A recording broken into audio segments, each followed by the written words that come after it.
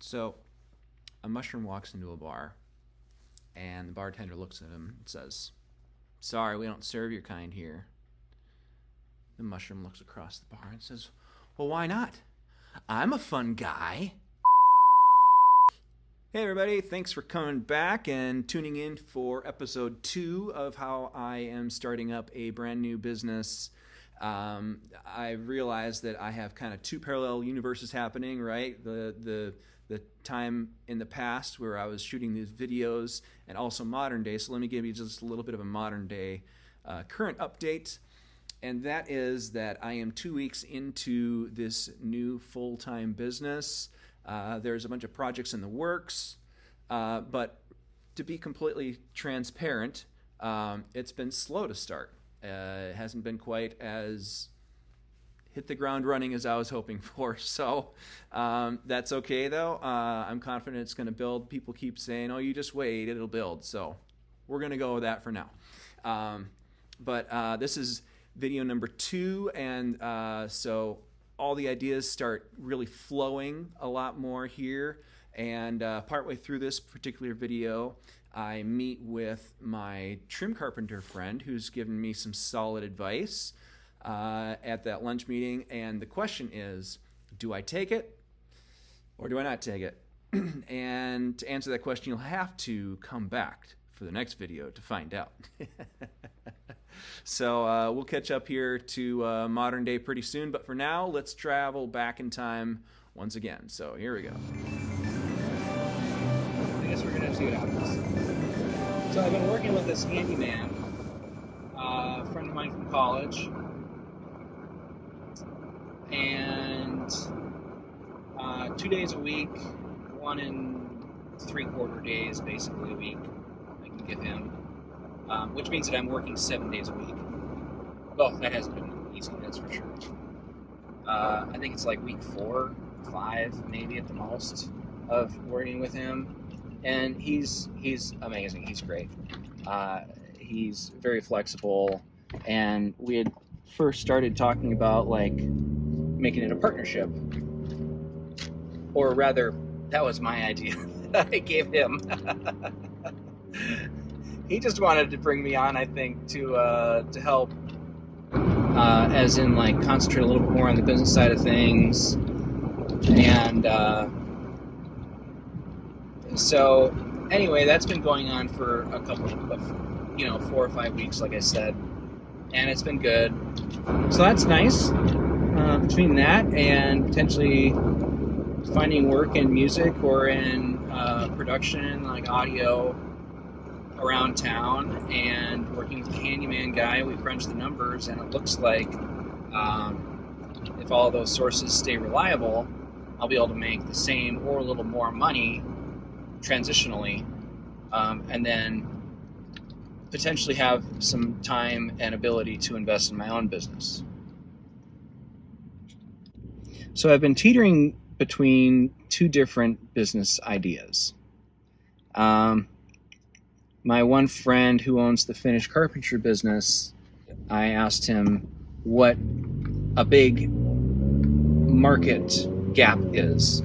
Like, do you see any big market gaps that need to be filled? He said, well, the railings, the cable railings that people put in these homes, the modern home cable railing thing, he said those guys are always in demand. They're always behind on their work and getting paid a lot of money. It's like, if you can make your own railings, that's maybe something that you could consider. I was like, oh, interesting. Because I'm not really sold on doing one thing or another. Really, one of the biggest things is I just want to run my own business, which is interesting because it's risky, and I could be really, really good at running a business. I could also really suck at running a business. And my family's income is on the line for this. So it's scary. I've been told by people that I trust that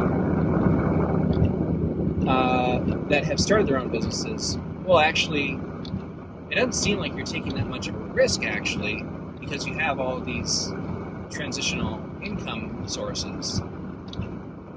So anyway, so that was one idea I had, was to do really fancy railings and stairways. So I found this company called ViewRail.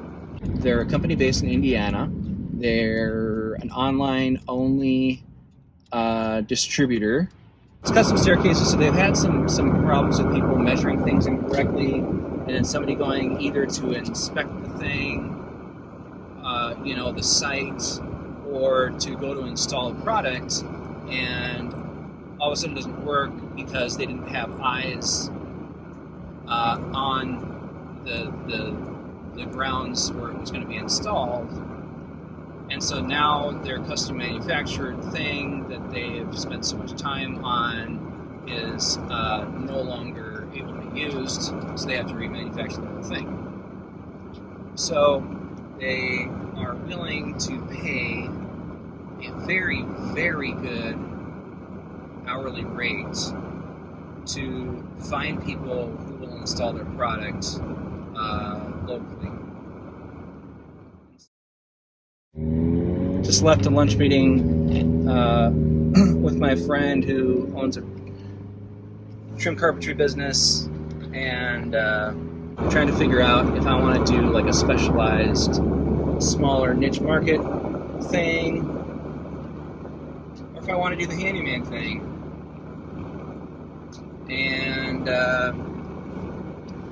he kind of steered me towards the handyman thing.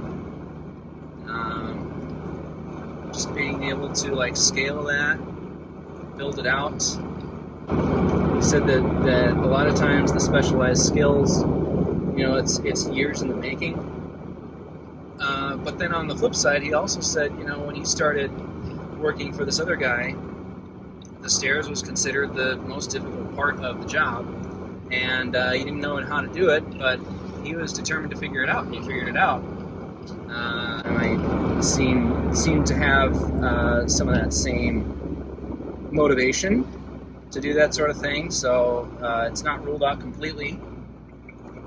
But as of right now, I think I might try the handyman thing with this like side hustle, maybe, that I develop into a specialized skill someday. Because it's not going to be easy to develop, and there's no shortcut on time and experience, right? So handyman stuff, you can figure it out as you go, like pretty easily. You can more easily hire somebody to do that, train them. So anyway, that's my leaning right now. He says handyman. See what happens.